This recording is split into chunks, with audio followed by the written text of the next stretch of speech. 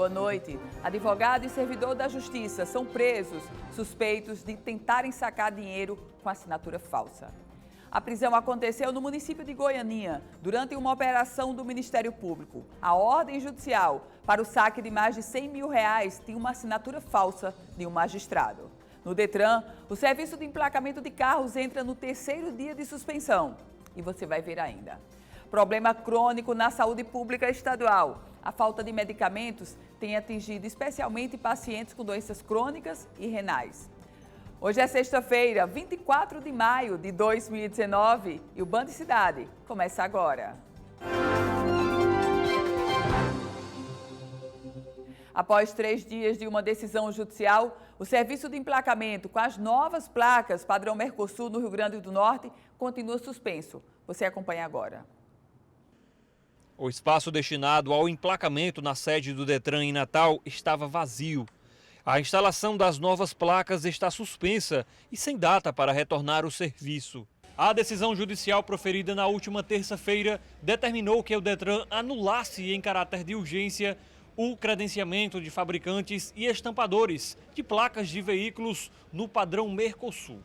A decisão é fruto de uma ação movida após denúncia formulada pelo Ministério Público que investigava possíveis fraudes na concessão para fornecer as novas placas. Invariavelmente, o Detran vai ter que assumir uma posição de retomar esse serviço, porque o Ministério Público está investigando. Tem uma decisão judicial com relação ao cadastramento, mas não pode, obviamente, ficar permanente ou por longo tempo essa interrupção do emplacamento de veículos. Afinal de contas, emplacar é obrigação do cidadão, que até quer, mas agora está suspenso. Um problema frequente é a falta de alguns medicamentos na unidade que fornece remédios para a população em Natal, a Unicate. Pacientes com doenças crônicas e renais estão entre os mais atingidos.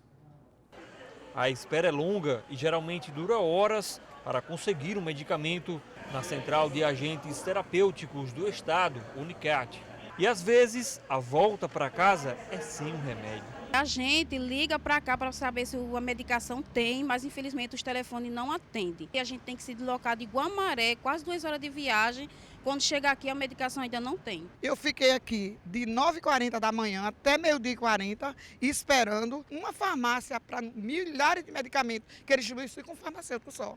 Alguns dos medicamentos que estão em falta são fornecidos pelo Ministério da Saúde e devem chegar no próximo mês, de acordo com a direção da unidade.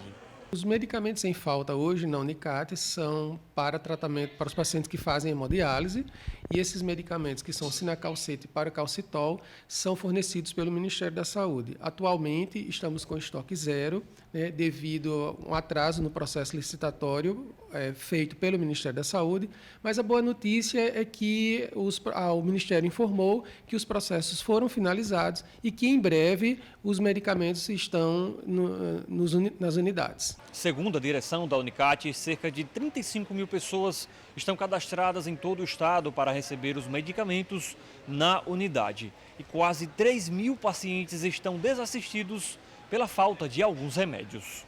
Ainda segundo o diretor da unidade, remédios para dor crônica que estão com estoque zerado, por exemplo, são fornecidos pelo governo do estado e não tem previsão para chegar. Há também falta dos medicamentos de responsabilidade de aquisição do Estado. Hoje, nós temos falta do medicamento para tratamento do lúpus eritematoso, da dor crônica e para deficiência do hormônio do crescimento. Esse estoque zero ele se deve também a atraso no processo licitatório que está sendo conduzido pela CESAP e estamos finalizando esse processo para regularizar os estoques. Fato que vai dificultar o tratamento de Valdemar, que sofre com uma dor crônica no peito. 3 vezes eu venho, não tem nenhum remédio. Aí eu levo essa receita para o posto de saúde para fazer de novo, para vir aqui dentro, está numa fila, aí não tem. Aí ele está indo assim, 90 dias feito, tá aqui, ó. O que é dito? Hein? O que foi dito? Isso não tem, nem tem previsão para chegar. Agora eu vou ter que tirar da minha aposentadoria no final do mês que receber meu dinheiro para comprar, R$220. Você consegue imaginar, você consegue se colocar no lugar dessas pessoas, dessas mais de 3.000 pessoas do Rio Grande do Norte que buscam a central de distribuição de medicamentos e lá não encontram medicamento? Você consegue se colocar no lugar dessa senhora que foi entrevistada por Geraldo Jerônimo? Ela que saiu lá de Guamaré, veio a Natal para receber um medicamento e não tinha um medicamento. Você consegue se colocar no lugar desse senhor que esperou e agora não tem um medicamento, está há 90 dias sem um medicamento? O caso é gravíssimo. E com todo respeito ao diretor Ralfo Medeiros, não há boa notícia pelo fato do medicamento chegar no próximo mês. Em se tratando de remédio, em se tratando de saúde, o medicamento não é sequer para faltar. Não há boa notícia de dizer que o processo licitatório está avançado. O processo licitatório já deveria ter sido concluído antes do medicamento faltar. Estamos falando de saúde, estamos falando de tratamento, estamos falando de vida. Portanto, essa é uma interrupção inadmissível. Uma operação do Ministério Público do Rio Grande do Norte resultou na prisão de um advogado e de um servidor do Poder Judiciário Potiguar, ocorrida hoje na cidade de Goianinha. O advogado Isaac Galvão de Moura foi preso em flagrante no momento em que tentava sacar R$107 mil de uma conta judicial em uma agência bancária da cidade. Após a prisão, o Ministério Público do Rio Grande do Norte apurou que o golpe estava sendo cometido em conluio com o servidor do Poder Judiciário chamado Floriano Martins de Carvalho. Os dois estão presos preventivamente. Essa semana eu já trazia notícias de um delegado que recebeu propina para manter as máquinas de caça-níqueis funcionando. Agora a gente traz um escândalo revelado pela operação do Ministério Público de um advogado com um servidor falsificando a assinatura. Lamentável. Lamentável que a corrupção esteja se entranhando através de alguns servidores em órgãos e instituições extremamente sérias. Isso não deve contaminar a instituição, mas deve sim fazer o Ministério Público urgentemente concluir essa investigação, o Judiciário julgar, se for condenado, tira rapidamente para a contaminação não ocorrer. E a gente confere agora a previsão do tempo para este final de semana, que está só começando. Em Natal, amanhã vai fazer sol pela manhã, mas pode chover à tarde. O tempo fica firme à noite, mínima de 24 graus e a máxima de 32 graus.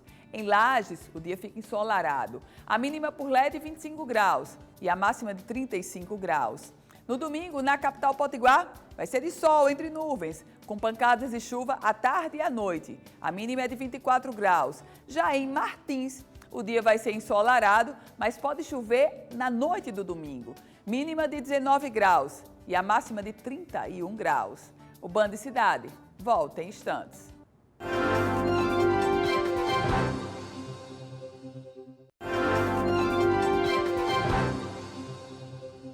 De volta com o Band Cidade. E olha só a situação. A passarela do bairro das Quintas, localizada ali na Avenida Bernardo Vieira, vai ser desmontada. A Prefeitura Municipal de Natal anunciou desde o início do ano esta decisão.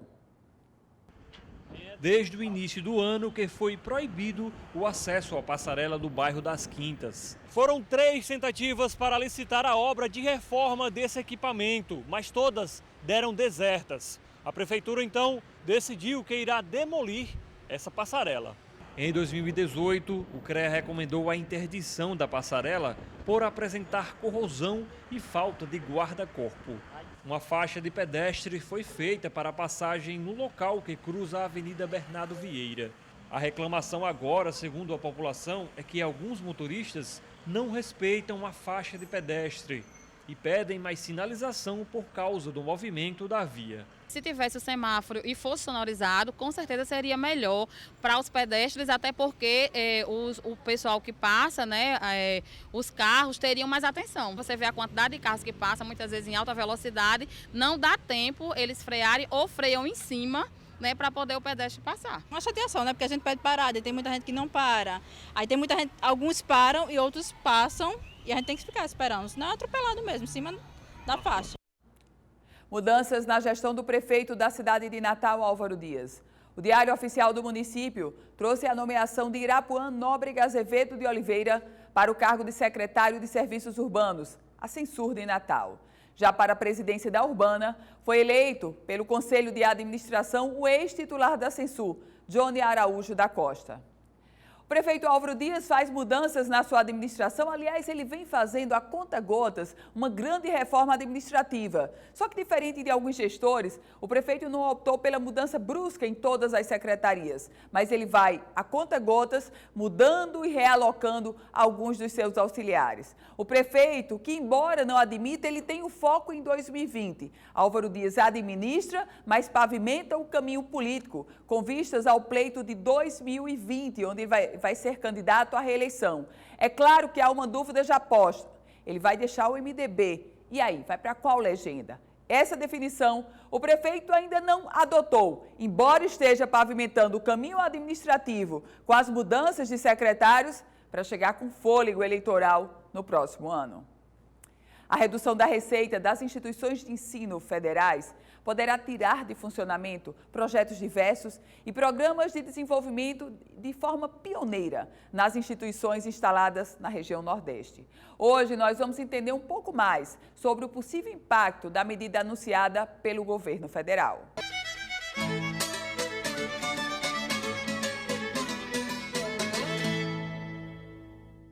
A Universidade Federal da Bahia tem cerca de 34 mil estudantes matriculados. Um dos principais rankings internacionais colocou a UFBA como uma das 10 melhores do país. Quando o assunto é pesquisa, a instituição ainda é conhecida por estudos realizados em diversas áreas do conhecimento, como a descoberta do vírus da Zika em 2015. O corte de verbas em 30% vai trazer impactos no funcionamento das faculdades, podendo colocar em risco o pagamento de despesas essenciais, como água, luz, limpeza, segurança e bolsas para desenvolvimento de pesquisa. A UFBA, a maior instituição do estado, já conta com um bloqueio de quase 40%, que ultrapassa os 55 milhões de reais. Mesmo que tenhamos os salários mantidos e os parcos recursos financeiros, se nós não tivermos a infraestrutura básica da universidade, que é dada pela verba de custeio, nada poderá ser feito. E isso é um crime. Em outras 3 universidades federais que ficam no interior da Bahia, a situação não é diferente. Os cortes variam entre 32% e 38% do orçamento. Vamos ver como é que anda a situação em Natal com a repórter Alice Soares. No Rio Grande do Norte, a UFRN, classificada pelo MEC como uma das 25 melhores universidades federais do país, está ameaçada de paralisar as atividades em setembro. Foram contingenciados pelo governo federal 48 milhões de reais para manutenção e outros 12 milhões para investimentos. É a paralisação mesmo, é fechar a universidade, porque sem energia e sem pessoas para trabalhar, nós não temos como fazer ensino, pesquisa, extensão e administração universitária. As atividades do Instituto Federal do Rio Grande do Norte e da Universidade do Semiárido também estão ameaçadas. Na UFERSA, o corte de 36,5% pode provocar a demissão de 350 funcionários terceirizados. O corte na educação acabou refletindo na saúde. As obras de um hospital voltado para a mulher foram paralisadas em Natal. A construção da unidade, financiada pela UFRN, estava orçada em 200 milhões de reais. Segundo a Associação Nacional dos Dirigentes de Ensino Superior, a verba foi cortada em 100%. Além disso, um centro de educação infantil, pioneiro no Brasil, que é ligado ao UFRN e atende crianças gratuitamente, pode fechar as portas. Novas turmas não poderão ser abertas, nós não vamos conseguir manter a mesma qualidade de formação. Vamos ver como está a situação na Paraíba, com a repórter Rafaele Leite.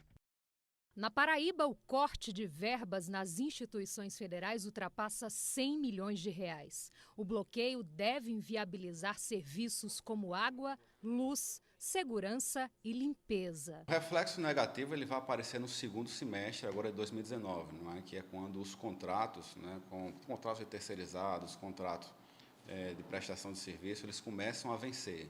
E aí, quando eles começarem a vencer, né, nós não teríamos, digamos assim, o orçamento suficiente para fazer a renovação ou a contratação de novos serviços. As 3 instituições que serão afetadas reúnem mais de 76 mil estudantes. A maior delas é a Universidade Federal da Paraíba. Só aqui são oferecidos 128 cursos de graduação e 110 de pós-graduação. O corte deve atingir também o Hospital Universitário, que atende diariamente cerca de 900 pacientes. Porque as verbas que foram cortadas, elas prejudicam o funcionamento da nossa instituição, e essa instituição é responsável por, além de formar professores, além de formar profissionais dos mais variados, pelo desenvolvimento de ciência, tecnologia e inovação, né, em defesa, a serviço do povo brasileiro. Com o bloqueio no orçamento, de acordo com a reitoria, a universidade só funciona até o mês de setembro. Vamos ver como está a situação do Piauí com a repórter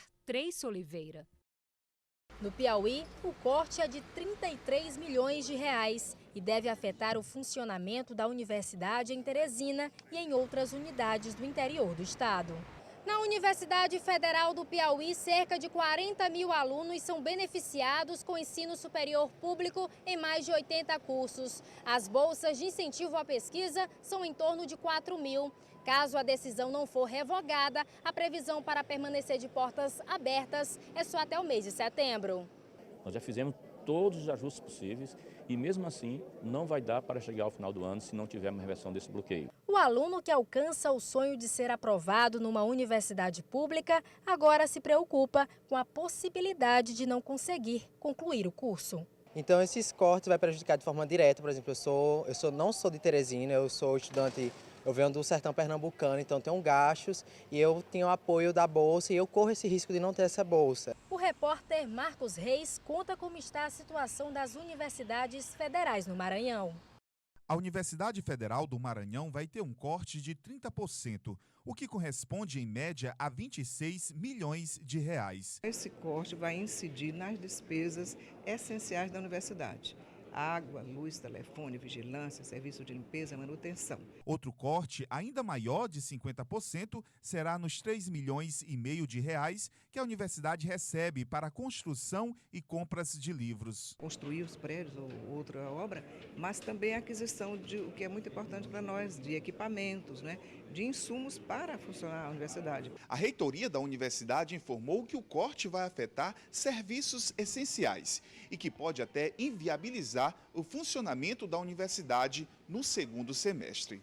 A UFMA atualmente tem 106 cursos e 22 mil alunos. Júlio informa que a universidade já passa por privações. A universidade ela vai parar porque ela já está funcionando em regime de quase parando, né? Porque nem nos banheiros tem papel higiênico, e que é algo tão básico em uma universidade, em uma instituição pública.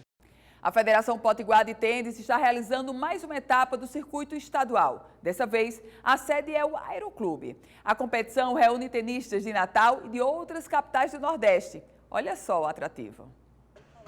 As quadras de saibro do Aeroclube de Natal estão movimentadas.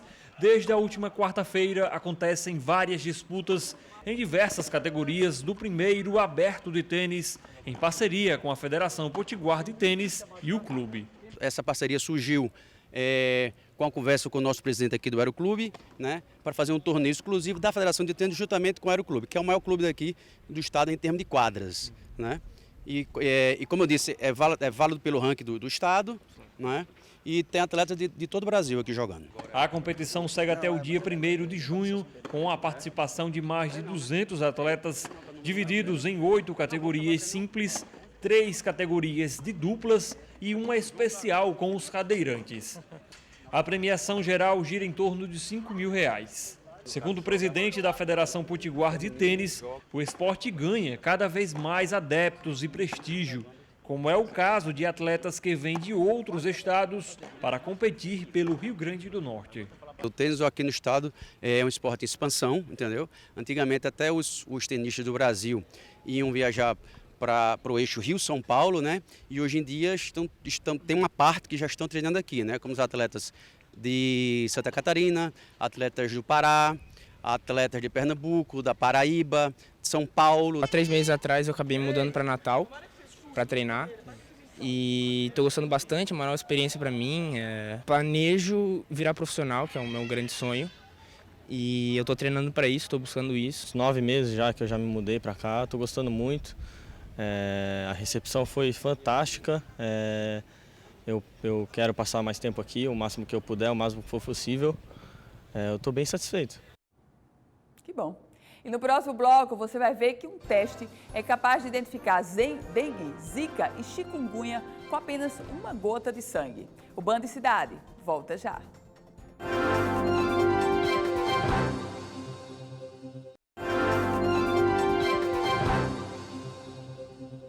A Fiocruz desenvolveu um teste capaz de identificar dengue, zika e chikungunya com apenas uma gota de sangue. Só este ano, o Brasil já registrou mais de 700 mil casos das 3 doenças que têm sintomas bem parecidos.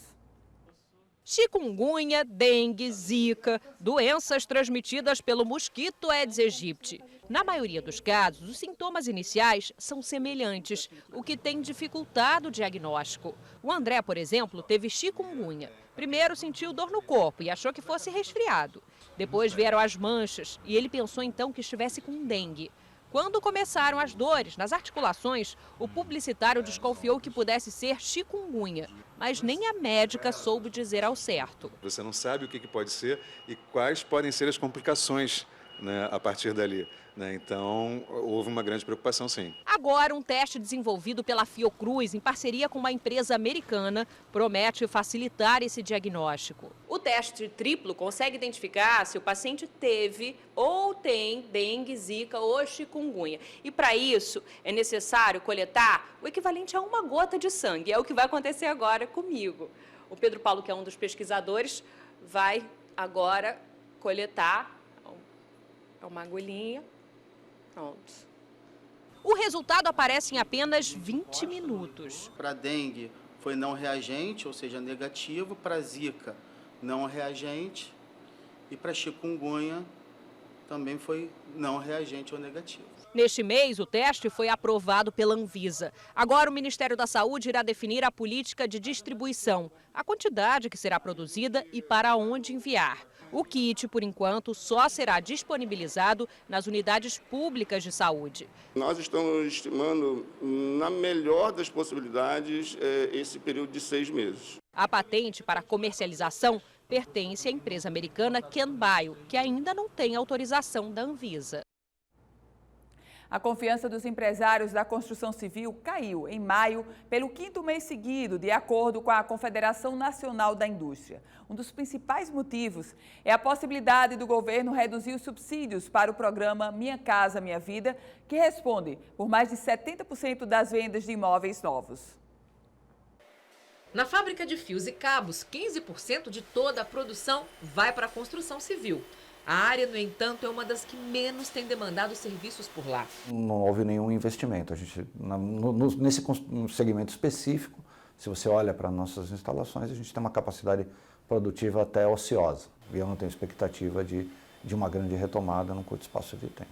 A empresa reflete o momento de expectativas vivido pela construção civil no país. A confiança dos empresários no setor caiu em maio pelo 5º mês seguido e atingiu 55,8 pontos numa escala que vai de 0 a 100. A linha dos 50 pontos separa otimismo do pessimismo. E falar em confiança neste caso, portanto, é falar sobre as perspectivas de investimentos de um dos setores que mais empregam no Brasil. O resultado da sondagem feita pela Confederação Nacional da Indústria mostra que o maior otimismo registrado no início do ano passou a dar lugar às preocupações produzidas, de acordo com os especialistas, por um cenário de incertezas. Uma delas cerca o programa Minha Casa Minha Vida. O governo tem diminuído a contratação de habitações. Além disso, estuda reduzir sua participação no subsídio. Hoje, as faixas que compreendem famílias com renda de até R$ 4.000 mensais são subsidiadas com recursos do Tesouro Nacional. E é essa participação que deve diminuir. A proposta é aumentar a parte referente ao FGTS para viabilizar os contratos. Em 2018, as vendas de imóveis residenciais novos subiram no país, puxadas pelo programa, que respondeu por 74% das negociações. Além disso, a previsão de crescimento mais baixo do PIB este ano e questões políticas têm influenciado o setor. O que aconteceu com o programa Minha Casa Minha Vida, a parada que ocorreu, sem dúvida afetou um segmento importante que vinha impulsionando a atividade. As tensões políticas, sem dúvidas, afetaram aí as decisões de investimento, prorrogando, e afetaram então a percepção dos empresários da construção em relação a esse processo de retomada. Essa construtora segue na contramão das expectativas do setor. O plano é crescer. A gente entende que existe uma demanda reprimida. Tem gente comprando, só que eles estão à procura de oportunidade. O maior lançamento da empresa vai ser esse ano. E o Band Cidade vai ficando por aqui. Lembre-se que todas as informações da política você encontra no politicaemfoco.com, o site especializado na política do Rio Grande do Norte e do Brasil. Você fica agora com o Jornal da Band. A gente volta a se encontrar segunda-feira aqui, a partir das 18h50. Ótima noite para você, um bom final de semana. Até segunda.